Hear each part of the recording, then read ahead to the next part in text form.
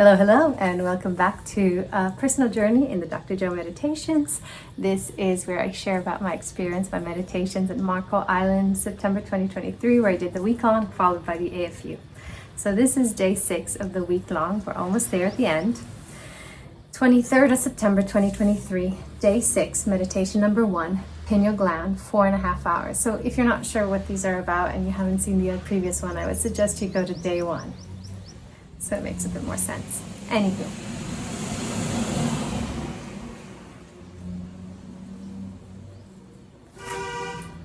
Oh, he even honked. Let's let him go by. Pineal gland, 4.5 hours. Start to finish without losing my intention to stay in the room to overcome and become. We started at 4 a.m. Sat, did our breath, lie down, did the breath lying down and wander. Then again, sit, breathe, lay, breathe, drift away. And finally, the third one, we got to stay laying down. I kept knocking on the door of the mystical. Being in the unknown is beautiful. I did not get a crazy mystical experience, but I didn't care. I stayed there the whole time, and that's what my greatest win. That was my greatest win for the day, for the event. That is what I needed the most, overcome my body to become my future self. The last event, a year ago in Niagara Falls, I had to leave after 2.5 or 3 hours due to my health. I ran out in tears that time, and one of the staff members had caught me, gave me a big hug, and gave me reassuring love, but I still went to my room and cried my eyes out. This time I was determined to stay for the whole meditation, so getting to the finish line was the greatest outcome I could receive. I was in tears, but this time they were tears of joy when the meditation ended.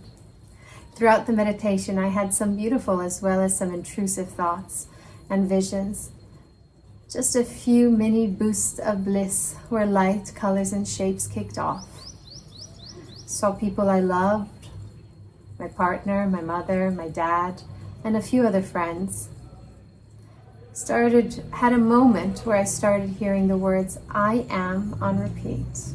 I am, I am, I am. All in all, it was an amazing meditation. Halfway through, my pain started and my brain tried to tell me to leave the room, which you can't re-enter once you leave. So if you haven't been to an event, once you leave the room during a meditation, you can't re-enter to make sure the space stays safe for those who are in the room.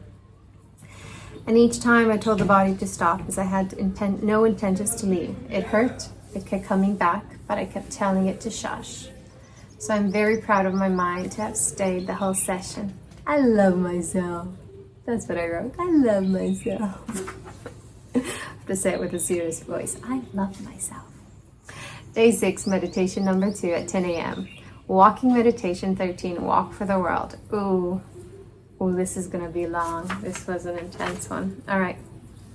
Dr. Joe organized a walk for peace called Walk for the World. It's a 50-minute walking meditation at 10 a.m. Eastern Time, and there were 120,000 people registered to join around the world to join us. My friends all over the world had joined different groups. In Marco Island, an estimate of 4,000 people. I walked to the water to get started, hands on my heart under the Floridian sun. Dr. Joe had us 3 times standing with eyes closed and 2 eyes open and walking. He started with calling in change ourselves to change our world, opening our hearts, connecting to each other.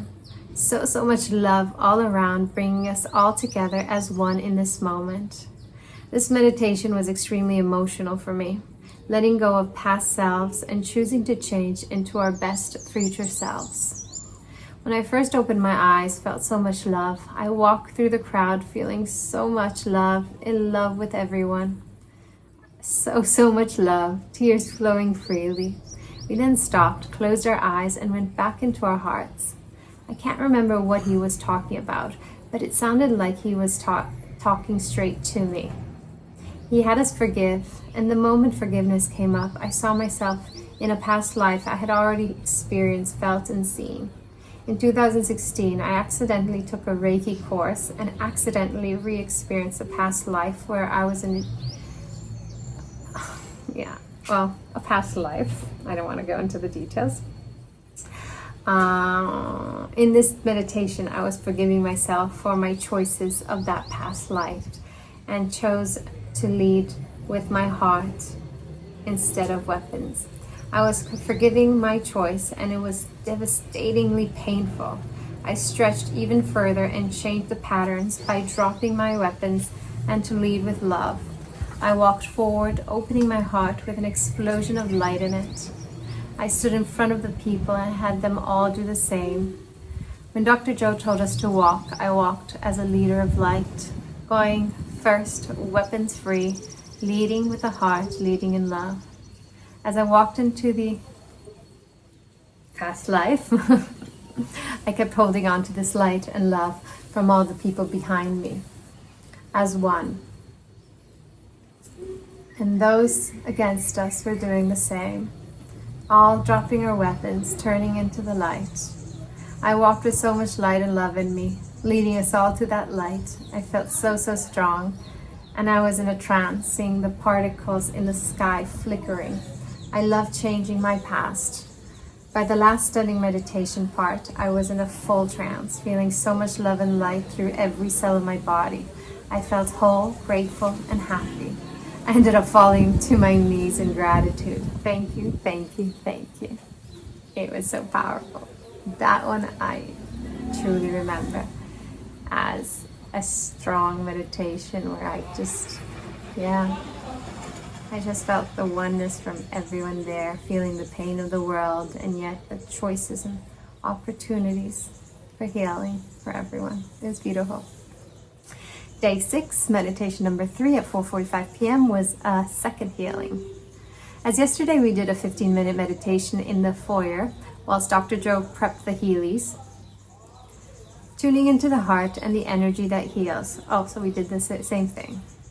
As we entered, we were assigned seats. We did a standing meditation behind the seat and then sat down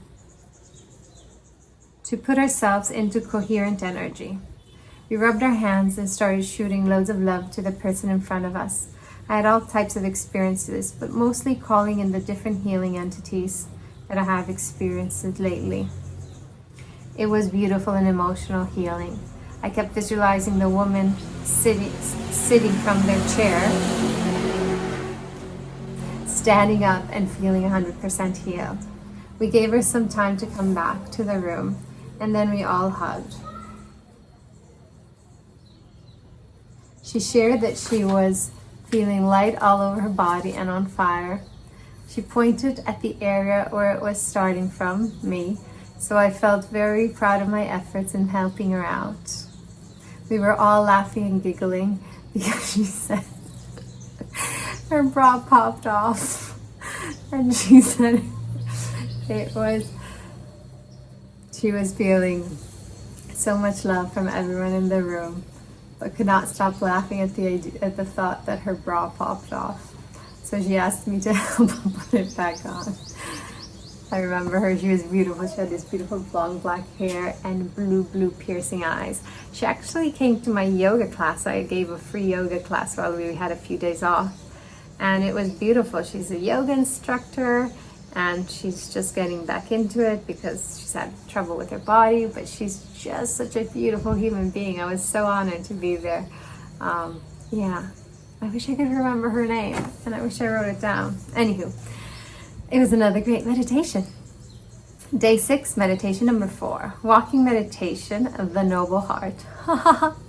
This was the day where we did 4 meditation. It was the best day. It was so beautiful.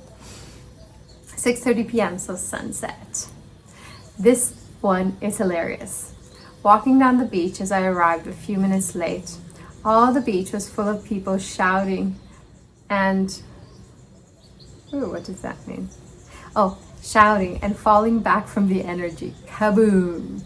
In this meditation, we start with the hands on the heart, tune in a little bit, and then straight into a crazy breath work where you start with your hands on the heart, exhale, pushing the hands down, locking it all up down there, superimposed, inhale, arch the spine, and hit the pineal gland. Now, on the first breath, I knocked myself back. and out onto the sand. So falling back onto the floor. I immediately got myself back up, and the following ones were just stronger and stronger. I kept knocking myself back and getting myself back up. It was so fun.